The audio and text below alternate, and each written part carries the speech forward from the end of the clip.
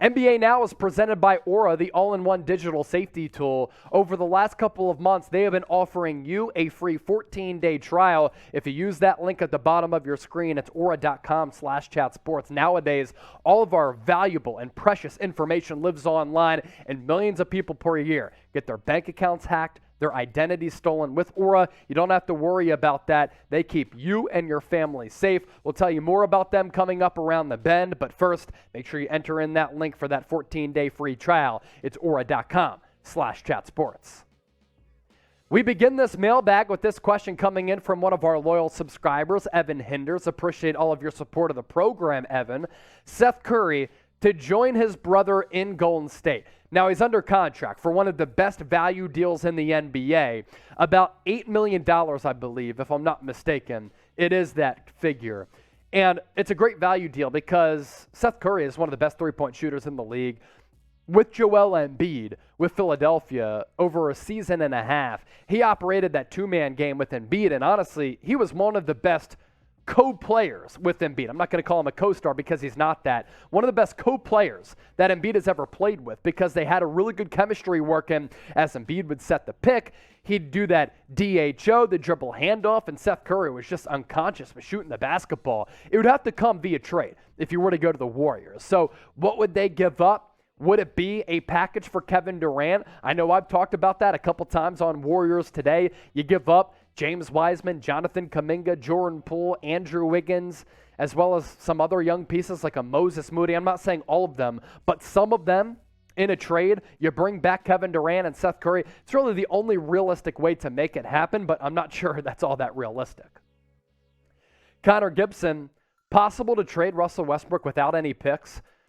What he means is that the Lakers have shown up to this point an unwillingness to trade away Russell Westbrook and attach picks to it. Unfortunately for them, that's how bad Russell Westbrook has been in the eyes of other teams and how bad his contract currently is. It's a combination of issues here. The drop-off in play, but also the base salary this upcoming year of $47 million. And teams don't want to take on that contract and the player, so because of that, they want picks attached. Now, I'm not sure if it's possible to trade Westbrook without including those first-round picks in 2025 as well as in 2027. NBA League rules, you can't attach two of your own picks in back-to-back years. That's why it's 2025 as well as 2027. But Connor, I think you might have to attach those picks. But is it worth it if you win a championship or compete for a championship in the next, let's say, 1 to 3 years? You're not worried about those picks in the future. You're worried about trying to win a championship right now, and if you clear out that money, opens up an opportunity to go after another star, maybe like Kyrie Irving. Rich Poole, should the Lakers bring back Montrezl Harrell? I don't think so. I'm not sure it really fits, and with his contract demands, I imagine he could sign a deal between $8 and $10 million. Good energy player off the bench. Laker Nation knows all about that. Had some good years with Los Angeles in that six-man role where he was excellent. I believe he was on that NBA championship team back in 2020 before he left for NBA free agency and went to the Clippers. But he's always a guy, or at least over the last couple of years, has been in the running to win NBA six-man. Good energizer off the bench. Not a good defensive player, but alley-oops, putbacks, a fearlessness down on the low block, but I just don't think it makes a lot of sense for the Los Angeles Lakers. Now, we're a couple weeks into NBA free agency, and we've basically been live almost multiple times per week, nearly every single day here on Chat Sports, covering the best free agents left.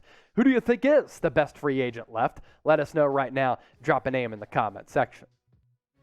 The NFL kid tuned in from Carolina after the Kobe to Shaq action by Wiseman and Kuminga. Could they become a future duo? Yeah, you're talking about the two-man game with James Wiseman and Jonathan Kuminga. They started off the game in one of their summer league matchups a couple games ago with Jonathan Kuminga coming off the James Wiseman screen. Wiseman went to the hoop. Kuminga threw it up for him. He was able to throw it down. I'm not going to say that Jonathan Kuminga is going to be Kobe and James Wiseman is going to be Shaq, but do the Warriors see what James Wiseman was able to do with that two-man game throughout Summer League? And do they just salivate at what James Wiseman can do with the current core of this team right now?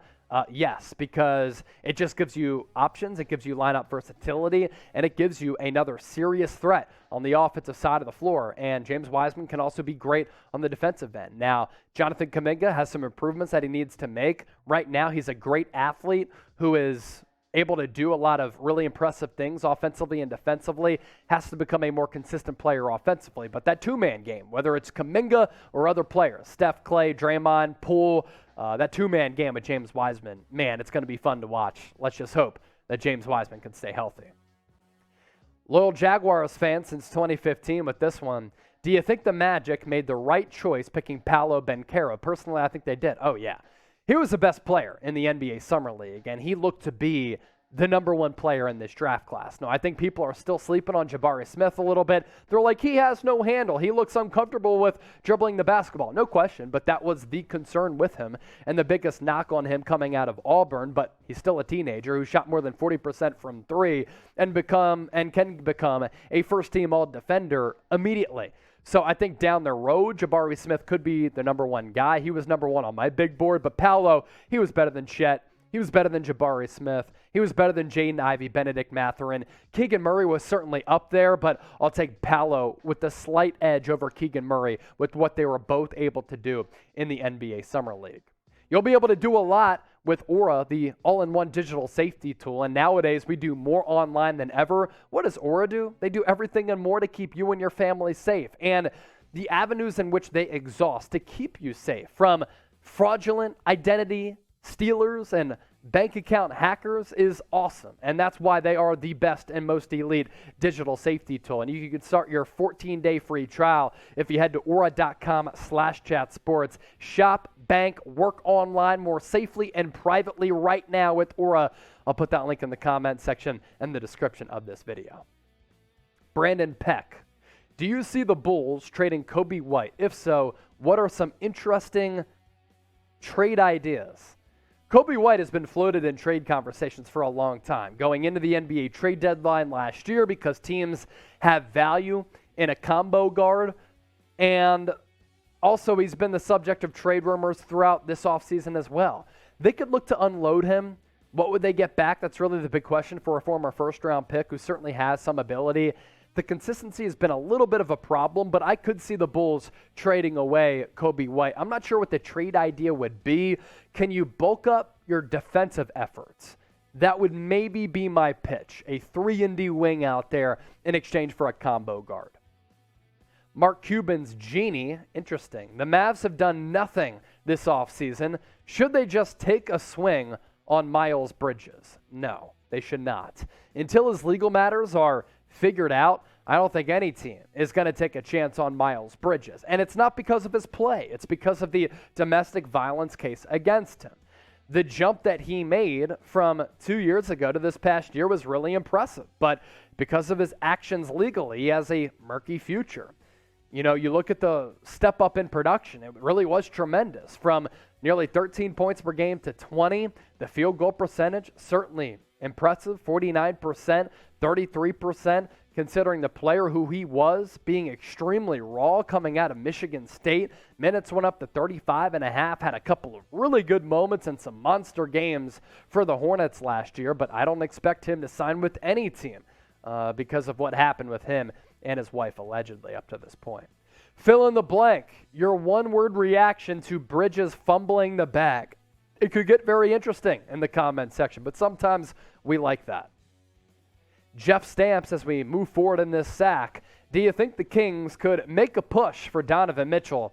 I believe DM, Fox, Sabonis could push for a playoff spot. Honestly, I think the Kings right now could push for a playoff spot. Love what I've been able to see from Keegan Murray.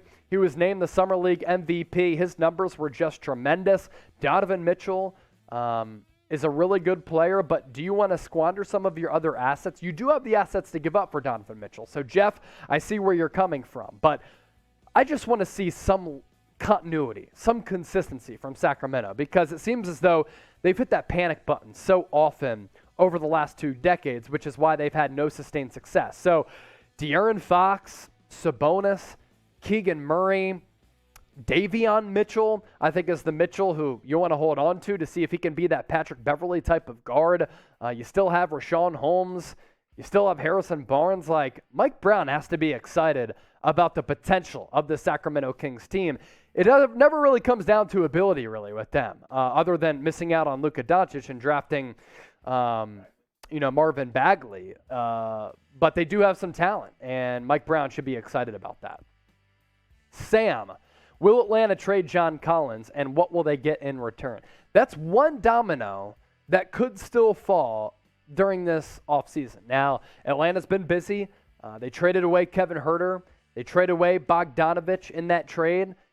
They acquired DeJounte Murray. Are they going to be set with DeJounte Murray, Trae Young, and John Collins as that trio moving forward? Maybe. I mean, they gave John Collins a contract extension 2 off seasons ago, but he too has been involved in some trade discussions and trade rumors. So maybe he does get dealt. I think he could. That's something that could still happen. That wouldn't surprise me during this NBA offseason.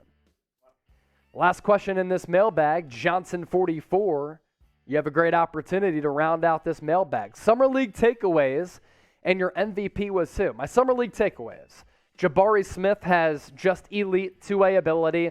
Chet Holmgren was impressive, but how does the body hold up during an 82-game schedule? Like what I saw from Benedict Mathurin. Quentin Grimes was really good. Jaden Ivey had some moments before I think he just turned his ankle a little bit.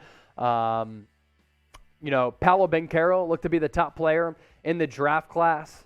Keegan Murray was my MVP in the Summer League. He was so good. Shot about 40% from 3, I believe. I think he's just a player who's going to be able to play and succeed in the NBA for the next decade. I think the guy is going to be really good. That selection at number 4 for Sacramento looked to be a really good one. I would have went Jaden Ivey at that spot, but it looks as though Sacramento hit on that with Keegan Murray. One more question for you after you asked me a bunch of questions throughout this mailbag. Where will Kevin Durant play in 2022? Let me know right now what his destination is going to be this upcoming season.